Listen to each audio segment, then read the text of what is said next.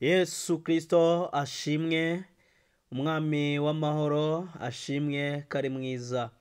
Mbasuhuje mu izina rya Yesu Kristo, umwami w'amahoro, Imana yacu, uwera wa Israel, waduhaye umwana we kugira ngo atubere incungu. Mbifurije umunsi mwiza, umunsi w'ishya n'ihirwe, muhahe kandi muronke. Hanyuma wowe ubona bitagenze neza, wenda wakiriwemo cyangwa se wakarayemo, ariko mu by'ukuri ntabwo umunsi wakugendekeye neza nk'uko wari wabiteganyije, aho pole sana, wihangane. Yesu aragukunda kandi akwitayeho, aragushyigikiye, ni umunyembabazi kandi umunyarukundo rwinshi. Niwe wenyine ushobora gutakira akakumva. Hanyuma ndagira ngo twigane ijambo ry'Imana, muri kumwe na Eva Twahirwa Emi. Reka dusangire ijambo ry'Imana. Dufite umutwe w'amagambo uyu munsi utubwira gusenga mu gihe gikwiriye. Ese gusenga mu gihe gikwiriye ni ryari? Senga hagati ya saa 9 na saa 11, iryo sengesho rya mu gitondo, urebe ibintu biri bube, urebe ibizakubaho. Ongera ukangure imbaraga zo kwibutsa Imana isezerano yaguhaye. Turaza kwifashisha igitabo kiri muri Bibiliya cy'umwanditsi ndetse akaba n'umuhanuzi Yesaya, ibice byaho 43. Ni igice cyose turaza gusoma amagambo y'ingenzi dushaka. Hanyuma mbere ya byose reka tubanze dusenge. Mbahaye ikaze mu ijambo ry'Imana, mwebwe mwari muri mu kazi, ikaze mu ijambo ry'Imana. Wowe wari uri mu rugo utuje, ikaze mu ijambo ry'Imana. Kuba urihaye umwanya, kuba ufashe umwanya ukavuga utereka kurikira Itabaza ryagakiza, numva ijambo ry'Imana, Uwiteka Imana kumpera umugisha kandi Imana ikugirire neza. Reka munyemerere dusenge, dushimire Imana kandi nziza. Mwami Yesu Kristo, tuguhaye icyubahiro, turagushimiye, tugushimiye ineza yawe, tugushimiye ubuntu bwawe, tugushimiye kutwitaho. Mana, warakoze kuturinda mu bihe bitandukanye, mu bihe byashize watugiriye neza. Hari byinshi byari kuduhitana, hari byinshi byaduhigaga, ariko Mwami ntago wemeye ko dupfa, ntago wemeye ko turimbuka, ntago wemeye ko bitugirira uko bishaka, ahubwo Mwami wowe uko ushaka nibyo byatubayeho. Urakoze Yesu, urakoze Mana. Iri jambo ryawe reka urikoreshe nanjye Mana, kandi unkoreshe. Nemeye kuba mikoro, maze Mwami nawe reka wivugire unkoresheje. Urakoze, izina ryawe nirihabwe icyubahiro. Amen. Haleluya. Yesu arabakunda bene data. Yesu ni umutabazi, Yesu ni umunyembabazi. Ni ukuri wowe urushye kandi unaniwe ndetse uremerewe, Yesu Kristo ndakubwiza ukuri ko yakuruhura. Mwemerere gusa. Hanyuma ndagira ngo twige ijambo ry'Imana. Ese umunsi wawe utangira ute? Ni gute ujya utangira umunsi wawe? Nagira ngo turebe umumaro wo gusenga mu gitondo. Mu gitondo usenga ni ryari? Ese usenga irihe sengesho?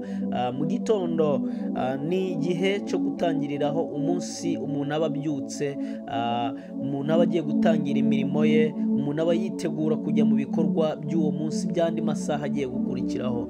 Hanyuma umunsi ni impano y'Imana ku buzima bwawe, ni impano y'Imana ku buzima bwanjye. Ni umunsi, ni impano ikomeye Imana iguhereza mu buzima, kugira ngo ukoremo ibyiza, kugira ngo utunganyemo ibidatunganye, kugira ngo ufashe abatishoboye, kugira ngo uwo munsi rero ugomba kuwutangirana imbaraga zo gutsinda. Ni gute umunsi wakubera mwiza? Byuka hagati ya saa 9 zuzuye ndetse na saa 11 usenge Imana. Kiriya gihe nubyuka ugasenga Imana, uzakangura imbaraga z'ubutsinzi, zo gutsinda ibyari bigiye kukurwanya no kukunesha uwo munsi. Hanyuma si icyo gusa tubyukira ngo dusenge, ahubwo ni igihe cyiza cyo gusabana n'Imana. Ibintu byose biba bicecetse, amajwi menshi abacecetse, nta nyoni ziba zivuga, ndetse utuntu twose bose tuba dutuje. Kiriya gihe rero ni igihe cyo kwegerana n'umubyeyi mukaganira. Ni igihe cyo kwegera n'umubyeyi ukamubwira, ukamushimira ibyo yagukoreye mu munsi watambutse, ukamushimira ndetse n'undi munsi akugejejemo ari uwo nguwo ubyutseho. Ese ujya ubikora? Jya wifashisha ijambo ry'Imana riri muri Yesaya ibice byaho 43 umurongo waho turasoma duhereye ku murongo waho wa mbere. Haravuga ngo, ariko noneho Uwiteka wakuremye wowe Yakobo, wowe ni wowe, kandi akakubumba wowe Isirayeli, aravuga ati, witinya kuko nagucunguye, naguhamagaye mu izina ryawe, uri uwanjye. Nunyura mu mazi nzaba ndi kumwe nawe, nuca no mu migezi ntizagutembana. Nunyura mu muriro ntuzashya, kandi ibirimi byawo ntibizagufata, kuko ndi Uwiteka Imana yawe, Uwera wa Isirayeli, umukiza wawe. Nagutangiriye Egiputa ho incungu, Etiyopiya n'i Seba nahatanze ku bwawe, kuko wambereye inkoramutima kandi ukaba uwo kubahwa, nanjye nkagukunda. Nicyo kizatuma nanga ingabo zigapfa ku bwawe, n'amahanga nkayatangirira ubugingo bwawe. Ntutinye, ndi kumwe nawe, nzazana urubyaro rwawe ndukure iburasirazuba, nzagukoranya ngukure iburengerazuba. Nzabwira ikasikazi nti barekure, n'ikusi mbabwire nti wibimana. Nzanira abahungu banjye bave kure, n'abakobwa banjye bave ku mpera y'isi. Nzanira umuntu wese witiriwe izina ryanjye, uwo naremeye kumpesha icyubahiro. Ni njye wamuremye, ni njye wamubumbye. Haleluya, haleluya. Iri jambo ndari gushishikariza kugira ngo ugire isoma, ndetse na Zaburi ya 91 mu gitondo. Nukuri ndagira ngo mu gitondo hagati ya saa 9 na saa 11 ujye ubyuka usenga Imana, uyibutsa amasezerano yaguhaye. Yagusezeranyije ko uzabona byinshi, ariko uyu munsi waricecekeye utegereje kubibona gusa. No, byuka, senga, wiryama, wiryamira. Ariya masaha niyo masaha abarozi, niyo masaha abapfumu, niyo masaha abantu benshi baba barimo gupfa. Ni amasaha yawe mu gihe ubyutse ukumva birakunze. Ni amasaha yawe yo kubyuka ugasenga. Ni amasaha yawe yo gutanga abandi bose n'ibindi byose bitari byahaguruka bivuga Imana n'ibitavuga Imana, wowe ukabitanga ugashimira Imana. Saa 9 ni isaha nziza yo gusenga. Yesu Kristo yakundaga kubyuka, yakundaga gusenga mu gihe cy'ijoro, akazamuka ku musozi agasenga.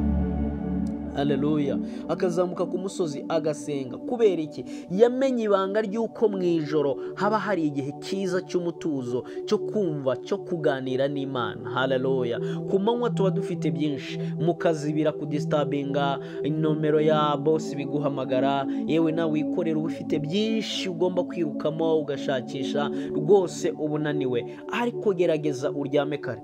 Ntabwo uzaryama saa 7, ntabwo uzaryama saa 6 ngo nurangiza ubyuke saa 9. Ntabwo byapfa kugukundira. Gerageza nibura uryame kare saa 3, nibura saa 3 gutyo, saa 3 n'igice, hanyuma usettinge alarm yawe saa 9. Nubisettinga gutyo saa 9 uzabyuka usenge Imana, uyibwire ibijyanye n'amarangamutima yawe, utitaye ngo runaka, utitaye kuri ba runaka. Wowe byuka usenge. Isaha ya saa 9 ndayigushishikariza gusenga mu gitondo. Bibohora umugisha wawe, bibohora ubutsinzi bwawe, bibohora amahoro yawe, bitanga ikiguzi kinini cyane cy'ubutsinzi kuri uwo munsi. Haleluya. Hanyuma mu gihe cyose wiryamiye ukituriza, n'Imana yarabivuze ngo nuca mu muriro nzaba ndi kumwe nawe. Ariko ntuyibutse isezerano, ntiyibagirwa, ahubwo irashaka kureba ngo umuhate wawe ni uwuhe.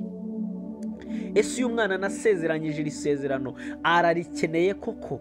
Ese koko ashobora no kunshimira akampesha icyubahiro nk'uko avuze ngo nzagutangaho incungu, ndetse nagutanzeho Egiputa nabagutanzeho nk'incungu, Etiyopiya nuko, Iseba nuko, hose narahatanze ku bwawe, yewe Yakobo we. Uyu munsi ni wowe ubwirwa. Ntabwo harimo kuvugwa Yakobo wabatijwe Isiraheli, oya, harimo kuvugwa wowe runaka, harimo kuvugwa ngewe, nitwe uyu munsi nitwe. Hanyuma igikenewe nta kindi ni ugushakana Imana umwete. Wake up and pray in the early morning. Wake up and pray. Byuka usenge mu gitondo, wiryamira, wisinzira, tanga ibintu byose. Izuba ritararasa usenga Imana, inyoni zitaravuga usenga Imana, yewe n'ibindi byose bicecetse, amajwi yose acecetse, ijwi ryawe rizamuke usenga Imana. Dekarara umugisha wawe. Haleluya, haleluya. Sengera umuryango wawe izo saha, uzareba ibizakubaho. Sengera akazi kawe icyo gihe, uzabona ibizakubaho. Sengera inshuti zawe izo saha, uzabona ibizakubaho. Sengera ejo hazaza hawe izo saha, uzabona ibizakubaho. Sengera abantu bawe bose izo saha, uzabona ibizakubaho. Harimo impinduka mu gihe cyo gusenga. Mu gihe cy'umutuzo hari impinduka ugasenga. Haleluya, haleluya. Yesu Kristo aragukunda. Wa musore we wikwirarira, uracyari umusore ariko ufite imbaraga, ukwiye kuzikoresha. Ukwiye kuzikoresha usenga, ukwiye kuzikoresha uramya Imana, ukwiye kuzikoresha ufasha abandi, ukwiye kuzikoresha uvuga neza. Nshuti yanjye, please senga. Urakeneye imbaraga z'umunsi urazikeneye, ariko sirakura he izo mbaraga z'umunsi mu gihe utacaginze. Ese uramutse ufashe telefone yawe ukayikoresha ariko ntuyicaginge, ese mu masaha ari bukurikireho wayikoresha cyangwa yaba yazimye? Niko bimera. Hanyuma relationship yawe n'Imana iyo yubatse mu masaha meza y'umutuzo, Imana irabimenya igasanga ayo masaha ikaza ikavugana nawe. Imana irabimenya ikaza ikavugana nawe kubera ko wagize umuhate n'imbaraga zo kuvuga ngo ibitotsi byanjye mbiguranye gupfukama inkasano by'Imana, mbiguranye gupfukama nkibutsa Imana. Bashadrake na Bedenego ntago kujya mu muriro gusa bakawugendamo bari kumwe na Yesu, ntago ari ibintu byizanye gusa, hari ikiguzi gikomeye batanze cyo gusenga. Haleluya, haleluya. Ntabwo Daniel Imana kumukura mu rwobo rw'intare ntabwo ari ibintu byizanye gusa, yatanze ikiguzi gikomeye cyo gusenga ku isaha ya saa 9, yafunguye amadirishya kugira ngo aheze Imana icyubahiro. Ntabwo Eliya kugira ngo asabe Imana umuriro umanuka uve mu ijuru, ntabwo ari ibintu gusa, ntabwo Imana yarebeye kuranga, yarebeye kuri relationship ifitanye n'uwo muntu. Haleluya, haleluya. Ubaka relationship yawe n'Imana hagati ya saa 9 ndetse na saa 11. Ntabwo bivuze ko ariyo saha yo kubana n'Imana neza gusa. Gusenga n'ubuzima. Ntabwo mbwiye ngo iyo saha bari yuguma musenge gusa. Oya, gusenga n'ubuzima. Ariko nibura iyo saha ni isaha nziza y'umutuzo, ni isaha ibintu bidasakuza, ni isaha inyoni zitavuga, ni isaha nta rusaku rw'ababaji, ni isaha nta rusaku rw'abasudira, ni isaha nta rusaku rw'ingoma, ni isaha nta rusaku rw'aba DJ bacuruza indirimbo n'amafilimi. Ni isaha nziza y'umutuzo, abantu bose baryamye, abantu bose batuje. Ufukame, uzamura amaboko yawe usenge, uzansubiza, uzambwira, kandi uzabyandike muri comment kuri YouTube channel y'Itabaza ryagakiza. Ushimira Imana kubwo iyi saha ko gusenga kwayo uzabona inyungu zayo. Haleluya, haleluya. Ijambo ry'Imana muri Yesaya tubwira ngo nuca mu mazi nzaba ndi kumwe nawe, nuca mu muriro nzaba ndi kumwe nawe, ibirimi byawo ntibizagufataho. Haleluya. Iri jambo ni isezerano Imana iguhaye, ariko yakaguhira isezerano ntabwo bivuze ngo ndari guhaye genda uriryamane gusa. Oya, wake up and pray, then remind him. Haleluya. Byuka usenge noneho umwibutse iryo sezerano. Zaburi ya 91 havuga ngo nzabana nawe, imyambi igenda nijoro nta kizagutwara, ikigoyi cy'umugoyi ntacyo kizagutwara, bazagutera baciye mu nzira imwe ariko nzabirukana bagende baciye mu nzira 7. Haleluya. Umwibutse iryo sezerano muri ayo masaha y'umutuzo, muri ayo masaha yo gusenga. Please wake up and pray. Nimba uri umukristo ushaka kugera imbere, nimba uri umusore ushaka gutera imbere, nimba uri umukobwa ushaka gutera imbere, nimba uri umugabo ushaka gutera imbere, atari mu buryo bwa financial gusa, yewe no mu buryo bw'umwuka, iki kintu kizagufasha nubyuka ugasenga kuri iyo saha. Haleluya, haleluya. Wake up and pray. Byuka usenge. Haleluya. Byuka usenge. Wa musore wiza n'ubunebwe, wigira ubunebwe, byuka usenge. Mama, byuka usenge. Usengera abana bawe muri ayo masaha, uzareba izabaho. Wa mugabo we, byuka usengere abana bawe n'amadamu wawe muri izo saha, uzareba ibizaba.